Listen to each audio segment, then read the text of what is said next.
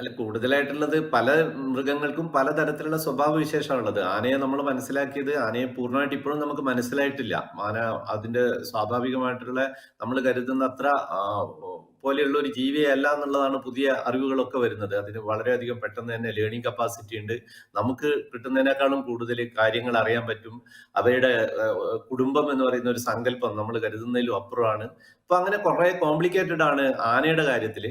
അതുകൊണ്ട് തന്നെയാണ് ആനയുടെ കാര്യത്തിലുള്ള പരിഹാരങ്ങൾ നമുക്ക് വീണ്ടും വീണ്ടും കൂടിക്കൊണ്ടിരിക്കുന്നത്. നമ്മൾ നേരത്തെ പറഞ്ഞതുപോലെ എന്ത് തരത്തിലുള്ള വേലികൾ ഉണ്ടാക്കിയാലും അത് പൊളിക്കാൻ വേണ്ടിയിട്ട് മനുഷ്യന് കഴിയുന്നതിനേക്കാളും കൂടുതൽ പെട്ടെന്ന് തന്നെ അത് പഠിച്ചെടുക്കും. നമ്മൾ തേനീച്ച വേലി കൊണ്ടുവരുമ്പോഴേക്ക് തേനീച്ചകളുടെ ശബ്ദം പ്രശ്നമില്ല എന്ന് മനസ്സിലാക്കി കഴിഞ്ഞാൽ പതുക്കെ തേനീച്ചയുടെ ആ വേലി അവർക്ക് പ്രശ്നമല്ല. അങ്ങനെ ഓരോരോ കാര്യവും അവർ അതിജീവിച്ചുകൊണ്ട് വരികയാണ്.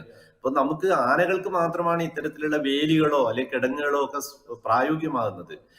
ഇത്രയധികം വളഞ്ഞും ചുറ്റിയും ജനവാസ മേഖലകൾ ഉള്ളിലോട്ട് കയറിയിട്ടും ഒക്കെ കഴിക്കുന്ന ഒരു വളരെ നമ്മൾ കരുതുന്ന പോലെ സ്ട്രെയിറ്റ് ആയിട്ടുള്ള ഒരു അതിരുകളല്ല നമ്മളെ കാടുകൾക്കൊക്കെ ഉള്ളത്.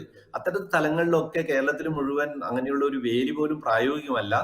അതേപോലെ തന്നെ ഇതേപോലെയുള്ള വലിയ മൃഗങ്ങൾ ബിഗ് കാറ്റ്സിനെ സംബന്ധിച്ചിടത്തോളം അവർ ഏത് തരത്തിലുള്ള തടസ്സവും കടന്ന് പുറത്തു വരാൻ അവർ വിചാരിച്ചാൽ കഴിയും. നമുക്ക് ഒരു തരത്തിലുള്ള വേലികളും പ്രായോഗികമല്ല. അപ്പോൾ നമ്മളെ സംബന്ധിച്ചിടത്തോളം നമുക്ക് ഇത്തരത്തിലുള്ള മൃഗങ്ങളുടെ കാര്യത്തില് കാട്ടിലിന്റെ ഉള്ളിലേക്ക് പോകുമ്പോഴുള്ള ശ്രദ്ധ കൂട്ടുക എന്നുള്ളതാണ് ഏറ്റവും പ്രധാനം. അതുപോലെ തന്നെ കാട്ടിൽ നിന്ന് പുറത്തേക്ക് വരുന്ന മൃഗങ്ങൾ ആനകളെ പോലെയുള്ള സാധനം, ആനയെ പൊതുവെ പറയുന്ന ആന ചാർജ് ചെയ്യണം, അതായത് ഒരാളെ കൊല്ലണം എന്ന് വിചാരിച്ചുകൊണ്ടാണ് ചാർജ് ചെയ്യുന്നതെങ്കിൽ നമ്മൾ വേറെ എന്ത് ചെയ്തിട്ടും കാര്യമില്ല, നമ്മൾ കൊന്നിരിക്കും.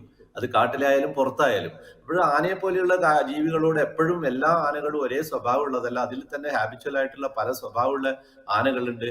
കൊമ്പന്മാരുടെ സ്വഭാവം, മോഴകളുടെ സ്വഭാവം, കൂട്ടായിട്ട് അമ്മയുമായിട്ടുള്ള ആനകളുടെ സ്വഭാവം, അതൊക്കെ ഇത്തരത്തിലുള്ള മൃഗങ്ങളുടെ സ്വഭാവങ്ങളെ പറ്റിയിട്ട് അടിസ്ഥാനപരമായിട്ട് നമ്മൾ ഇതിനെ കുറെ കണ്ടതാണെന്നൊക്കെ പറയുന്നത് കൂടി ആദിവാസികൾ അടക്കമാണ് പലപ്പോഴും ഈ ഇത്തരത്തിലുള്ള അപകടങ്ങളിൽ പെടുന്നത്.